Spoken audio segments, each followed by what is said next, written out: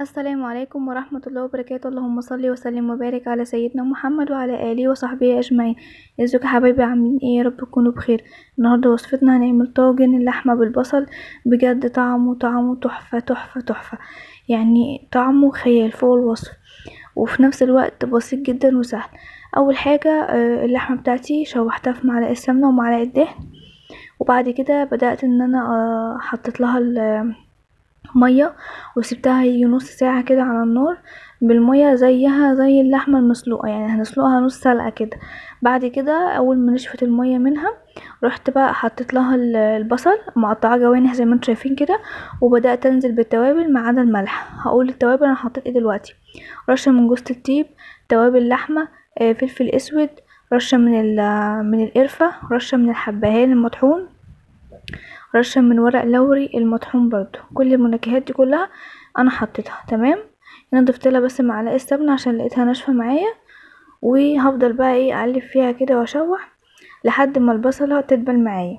بعد كده عندي قرن شطه، هبدا ان انا اقطعه بالشكل ده. ممكن تستبدليه بفلفل رومي عادي، مفيش مشكله، بس انا كنت حابه ان هي تبقى سبايسي شويه، فده على حسب الرغبه. حابه تحطي شطه ماشي، حابه تحطي رومي ماشي، عايز تستغني عن الخطوه دي مفيش مشكله. هي بس الفلفل بينكهها شويه وبيديها كده طعم حلو. بس فهو ده اللي انا عملته.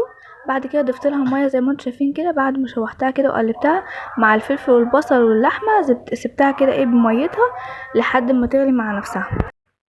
هسيبها بقى. بصوا بقى، هنا كانت شربت المية اللي احنا حطيناها. كنت مجهزة كده ايه 4 حبات طماطم، 5 يعني مش اكتر من كده، كنت مقطعاهم مكعبات زي ما انتم شايفين كده.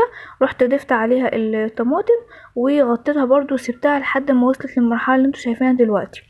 دلوقتي بقى هقدر ان انا اضيف لها الملح، لان انا دقت اللحمه لقيتها خلاص مستويه وحلوه وجميله. في خطوه هنا ممكن تقدميها عادي في سيرفيز يعني، او في طبق او اي حاجه وعلى الاكل على طول. وممكن تعملي الخطوه دي ان انت تضيفيها في قلب الطاجن وتحطيها في الفرن، بيديها طعم احلى واغنى اكتر بكتير طبعا. فالفرن كده لما بتحطي فيها الطواجن يعني بتغير الطعم بتاع الاكل شويه.